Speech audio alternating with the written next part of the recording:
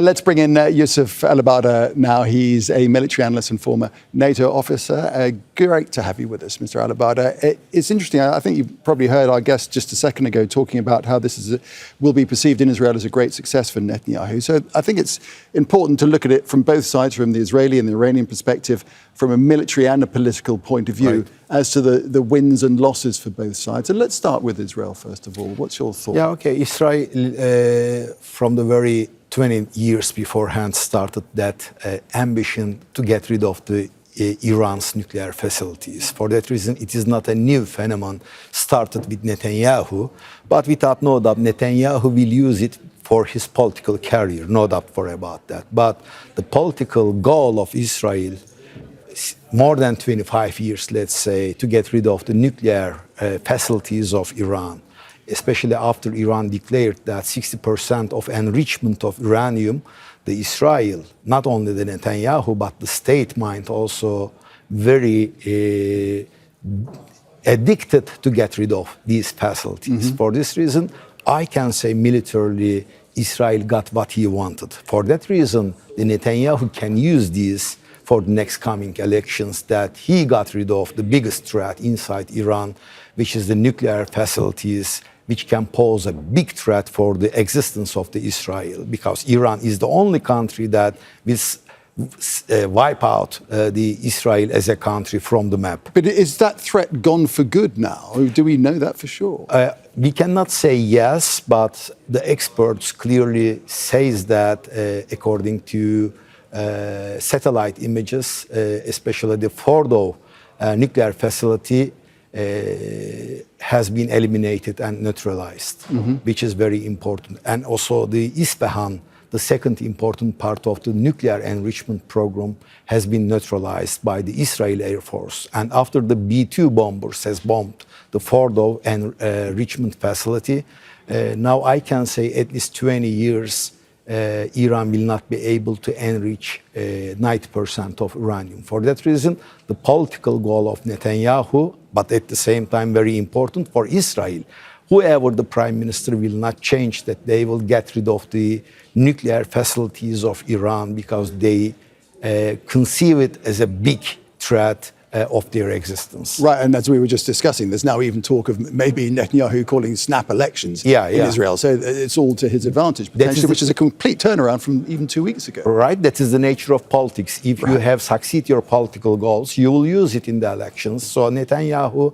will use also this situation very well. Okay, so as Iran hopes that this ceasefire will continue, how will they assess their position now, both militarily and politically? The biggest questions how Iran will tell to its people that they have succeeded, because in the last a couple of months, let's say a year, Iran lost all its proxies inside Lebanon, Syria, and in many different parts of the world. The second one is the nuclear facilities. They have been imposed embargoes because of that ambitious.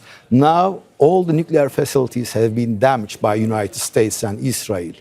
And people will ask, since for 50 years we are supporting our proxies with our welfare, with our taxes, and at the very end all our proxies has gone. And since 30 years or 40 years, we are being exposed to embargoes because of the nuclear facilities. At the very end, also that nuclear facilities has been eliminated and got rid of. Then why we did it like this? So Iranian regime also is supposed to explain this to the Iranian people. Yes, now on the streets of Iran, people are celebrating the truce to ceasefire. That is very normal. And the regime media may say that they have won. To some degree, they have some success, no doubt about that. But at the very end, you lost all your proxies, you lost all your nuclear facilities. So you should say something to the people of Iran, because they have paid for it. So you think that the apparent euphoria that we see on the streets of Tehran right now, it may diminish as time goes on, this rallying around the flag that we saw during the course of these 4 days? Yeah, for now, that's very normal. And I know that in any case, the regime supporters are millions. So you can fill the streets with the people in anywhere in the world. But at the very end, the Iranian people will ask, because I do follow the media of Iran since years, and they are questioning the Iran why we cannot protect even our proxies. Even we couldn't protect our command of change, because the intel operations that the Mossad has done at the beginning of this 12 days war was very successful. So Iran has to say something. Their chief of staff, their National Guard commander, has been eliminated by the Mossad attacks. So for that reason, Iran in the long term is in a very troubled days in the next coming All right, days. so it's in a weakened state. So if Benjamin Netanyahu's goal was to sow chaos and weaken Tehran's security apparatus and enable potentially regime change, do you think that this war has made that more or less likely? Netanyahu's political goals are limited with the nuclear sites and maybe for the proxies, but the regime change didn't work because of Iran's ballistic missiles also was very effective. If Israel keeps on changing the regime, keeps on bombing, probably more devastation will be possible inside Tel Aviv and in the other cities. For that reason, we cannot say that 100% Iran was unsuccessful. Iran was successful for sending the ballistic missiles, even penetrating the Iron Dome. For that reason, Netanyahu cannot go further for a regime change, which Mr. Trump also today openly declared that they are against the regime change, because they know that Iran may escalate the situation with the ballistic missiles. Appreciate your analysis, Mr. Alabarda. Thanks very much indeed for welcome. joining us here. Make sure to subscribe to our channel to get the latest news from Al Jazeera.